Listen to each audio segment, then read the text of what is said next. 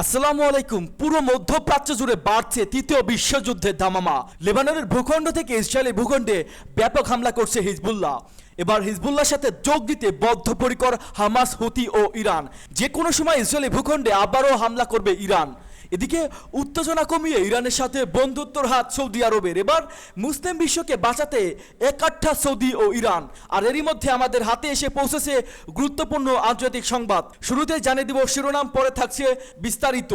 ইসরায়েলকে ইরানি সেনাপ্রধানের হুঁশিয়ারি, কোন রকম ভুল করলে আরও শক্তিশালী এবং বিধ্বংসী জবাব দেবে।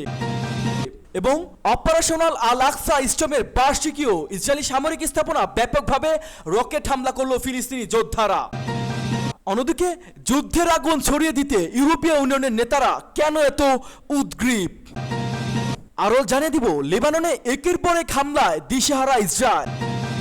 এবং সর্বশেষ জানিয়ে দিব হোয়াইট হাউসের সামনে নিজের শরীরে আগুন লাগিয়ে ইসরায়েলি গণহত্যার প্রতিবাদ। এতক্ষণ শুনছিলেন সংবাদ শিরোনাম, এবার বিস্তারিত। তবে তার আগে আপনি যদি ইরান সহ সকল প্রক্সি বাহিনীর হামলাকে সমর্থন করে থাকেন তাহলে ভিডিওর কমেন্ট সেকশনে ইয়েস লিখে জানিয়ে দিন আপনার মূল্যবান মতামত। আর যদি ইরান, হামাস, হুতি, হিজবুল্লাহ সহ সকল প্রতিরোধ যোদ্ধাদের দৃঢ়তার সাথে ভালোবেসে থাকেন তাহলে ভিডিওটিতে একটি লাইক দিয়ে চ্যানেলটি সাবস্ক্রাইব করে ভিডিওটি সম্পূর্ণ দেখার অনুরোধ রইল। ইসরায়েলকে ইরানি সেনাপ্রধানের হুঁশিয়ারি, কোন রকম ভুল করলে আরও শক্তিশালী এবং বিধ্বংসী জবাব দেওয়া হবে। ইসলামী প্রজাতন্ত্র ইরানের সেনাবাহিনী প্রধান commander major general Abdur Rahim মুসাবি বলেন, ইহুদিবাদী ইসরায়েল যদি ইরানের সাম্প্রতিক প্রতিশোধমূলক হামলার বিষয়ে কোন রকম ভুল করে থাকে তাহলে তারও আরও বেশি শক্তিশালী এবং ধ্বংসাত্মক জবাব পাবে। ইরান থেকে ইহুদিবাদী ইসরায়েলের বিরুদ্ধে কয়েকশো ক্ষেপণাস্ত্র দিয়ে দ্বিতীয় দফায় হামলা চালালো 5 দিন পর গতকাল জেনারেল মুসাবি কথা বলেন। মঙ্গলবার হামলায় ইসরায়েলের সামরিক ও বিমান ঘাঁটি এবং গোয়েন্দা সদর দপ্তর ক্ষতিগ্রস্ত হয়েছে। তিনি আরো বলেন, ইসলামী প্রজাতন্ত্র ইরানের সর্বোচ্চ নেতা আয়াতুল্লাহিল উজমা খামেনেও নির্দেশে এ পর্যন্ত ইরান তার সমস্ত প্রতিশ্রুতি পূর্ণ করেছেন। আমরা স্বল্প সময়ের জন্য হয়তো ধৈর্য ধারণ করতে পারি এবং আত্মসংযমের তিক্ততা সহ্য করতে পারি, তবে আমরা অবশ্যই আমাদের কাজ করব। ইরানি এই সেনা কর্মকর্তা দৃঢ়তার সাথে বলে যে দুষ্কৃতকারীরা হিজবুল্লাহর প্রধান সাইদ হাসান নাসরুল্লাহকে শহীদ করেছে এবং প্রতিরোধ আন্দোলন ও সারা বিশ্বের মুক্তিগামী মুসলমানদের মনে আঘাত দিয়েছে, তারা শীঘ্রই চরম মূল্য দিতে বাধ্য হবে। অপারেশন আল আকসা স্টর্মের বার্ষিকী, ইসরায়েলি সামরিক স্থাপনায় ব্যাপকভাবে রকেট হামলা করলো ফিলিস্তিনি যোদ্ধারা। ফিলিস্তিনি প্রতিরোধ যোদ্ধারা অধিকৃত ইহুদিবাদী ইসরায়েলের বিরুদ্ধে তাদের ঐতিহাসিক অপারেশন আল আকসা স্টর্মের প্রথম বার্ষিকীতে বেশ কয়েকটি ইসরায়েলি সামরিক স্থাপনায় ব্যাপক প্রতিশোধমূলক হামলা চালিয়েছে।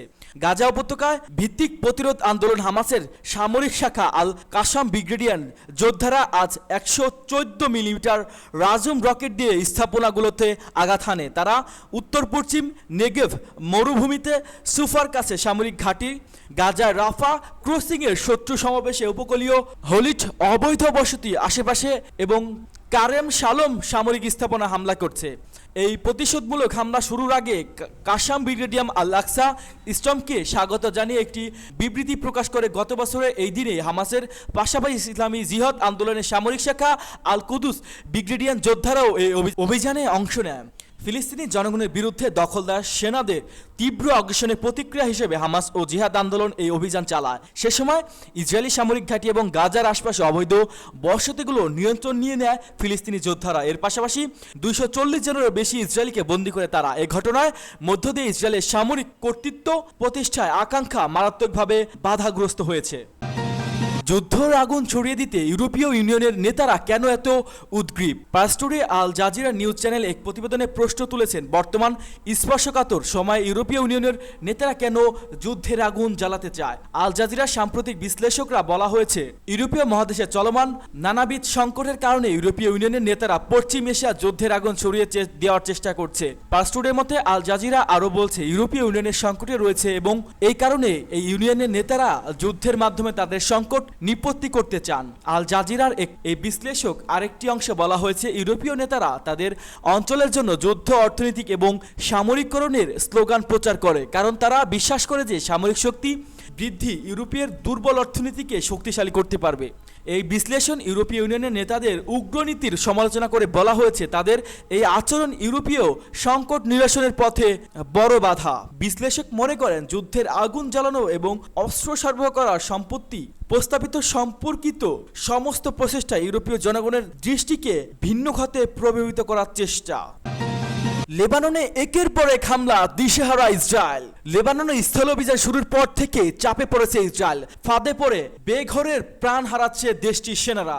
এবার লেবাননে হামলায়, রকেট হামলা, দিশেহারা তেল আবিব। একের পর এক হামলা কাজই করেনি ইসরায়েলের আকাশ প্রতিরক্ষা ব্যবস্থা। গেল এক সপ্তাহের মধ্যে এটা ইসরায়েলের জন্য বড় ব্যর্থতা। ইসরায়েলে হাইফা শহর লক্ষ্য করে এই রকেট হামলা চালানো হয়। এতে অন্তত 5 জন ইসরায়েলি আহত হন। গাজা ইসরায়েলি আগ্রাসনের বর্ষপূর্তিতে এই হামলা লেবাননের প্রতিরোধ যোদ্ধারা, কিন্তু লেবাননের ছোড়া এই রকেট ঠেকাতে ব্যর্থ হয়েছে ইসরায়েলের। এরপরই এই ঘটনার তড়িঘড়ি তদন্ত নেমেছে দেশটি। ওই রকেট ঠেকানোর চেষ্টা করা হয়েছিল বলে দাবি করেছে ইসরায়েলি প্রতিরক্ষা বাহিনী, কিন্তু উত্তরাঞ্চলীয় সমুদ্র তীরবর্তী শহরে রকেটের আঘাত হানা ঠেকানো যায়নি। এদিকে ইসরায়েলের পূর্ব দিক থেকে একটি সন্দেহভাজন টার্গেট ইসরায়েলের দিকে ধেয়ে আসার কথা জানিয়েছে তেল আবিব। তবে ওই টার্গেট ইসরায়েলের আকাশ সীমা পার করতে ব্যর্থ হয়েছে বলে দেশটির প্রতিরক্ষা বাহিনী জানিয়েছে। লেবাননের স্থল অভিযান শুরুর পর থেকেই মধ্যপ্রাচ্য বিভিন্ন দিক থেকে ইসরায়েলের উপর হামলা চালানো হচ্ছে। একই সঙ্গে সবাইকে সামাল দিতে গিয়ে হিমশিম খাচ্ছে ইসরায়েল। হোয়াইট হাউসের সামনে নিজের শরীরে আগুন দিয়ে ইসরায়েলি গণহত্যার প্রতিবাদ। ফিলিস্তিন অবরুদ্ধ গাজা উপত্যকা এবং লেবাননে ইহুদিবাদী ইসরায়েলে বর্বর আগ্রাসন ও অব্যাহত গণহত্যার প্রতিবাদে শনিবার সন্ধ্যায় হোয়াইট হাউসের বাইরে নিজের শরীরে আগুন দিয়েছে এক সাংবাদিক। ওয়াশিংটনে হোয়াইট হাউসের সামনে ফিলিস্তিনি ও লেবাননের সমর্থকদের গণবিক্ষোভ চলাকালে একজন আমেরিকার বিক্ষোভকারী নিজের গায়ে আগুন ধরিয়ে দেন।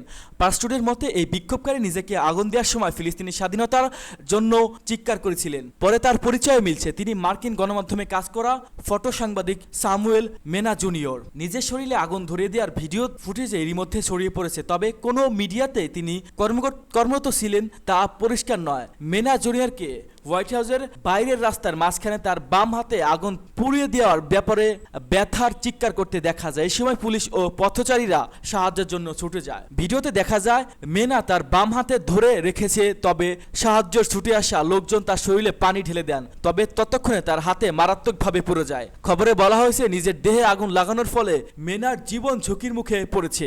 ওয়াশিংটন বিক্ষোভকারীরা হোয়াইট হাউসের সামনে বিশাল বিক্ষোভে সমাবেশ করে গাজা উপত্যকায় ও লেবাননে ইহুদিবাদী শাসক গোষ্ঠী অপরাধযোগ্য অব্যাহত রাখা এবং এসব মারাত্মক অপরাধযোগের প্রতি আমেরিকার সমর্থনে প্রতিবাদ জানায়। এর আগে গত ফেব্রুয়ারি মাসে মার্কিন বিমান বাহিনীর সক্রিয় সদস্য অ্যারন বুশনেল ওয়াশিংটন ডিসিতে ইসরায়েলের দূতাবাসের বাইরে নিজের শরীরে আগুন ধরিয়ে মারা যান।